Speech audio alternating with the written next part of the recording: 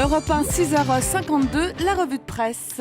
La revue de presse est extrêmement simple ce matin. Toutes vos unes se résument donc à un homme et un mot. Cet homme, c'est évidemment Nicolas Sarkozy. Et le mot, c'est retour. Retour servi à toutes les sauces. Libération, c'est parti pour un retour. La montagne, de retour dans l'arène. Sud-Ouest, le retour, c'est maintenant. Allusion évidemment au slogan de campagne de François Hollande. Le changement, c'est maintenant. Ajoutez-y un point d'interrogation. Et vous obtenez la une de Nice Matin qui se demande si l'ancien président a réellement tiré toutes les leçons de son échec de 2012. En tout cas, rarement on aura autant commenté dans la presse un message posté sur Facebook. 32 lignes disséquées sur toute une page dans Le Parisien. Le journal remarque par exemple que Nicolas Sarkozy ne cite jamais le nom de l'UMP, comme pour passer à autre chose. L'UMP, c'est un ventilateur à merde. Cette expression fleurie, cette expression fleurie, Nicolas Sarkozy l'a glissée à quelques-uns de ses visiteurs ces derniers temps. L'ancien président qui revient sous le signe du rassemblement, nous dit Le Figaro.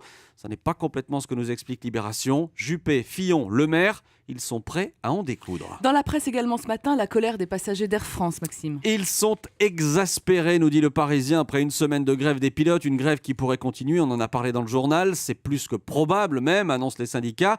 Et alors le journal nous raconte l'histoire de Manuel et de son épouse qui devaient s'envoler pour la République dominicaine.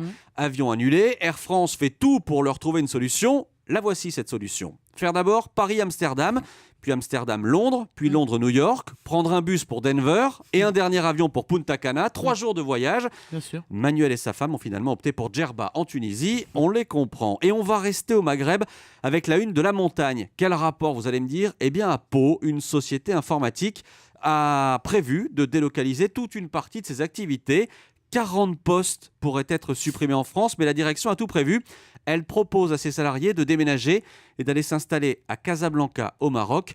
On attend la réaction des syndicats. Alors encore un mot pour vous prévenir, on va devoir se serrer sur terre. Ben oui, c'est le Figaro qui nous raconte ça ce matin. Nous serons 11 milliards sur Terre en 2100. 11 milliards, c'est ce que prévoit l'ONU.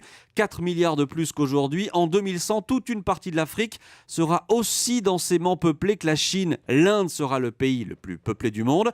Et tout ça nous amène à l'interview de Nicolas Hulot dans Le Parisien. Demain, il participera à une grande marche pour le climat à Paris. Et pour lui, vu cet accroissement de la population, vu les températures qui s'emballent, on doit changer de modèle économique. Moins consommer, on ne peut plus s'abriter derrière l'excuse de l'ignorance et de l'impuissance. Voilà ce que dit Nicolas Hulot. Europe 1, il est 6h55, c'était la revue de presse de Maxime Switek.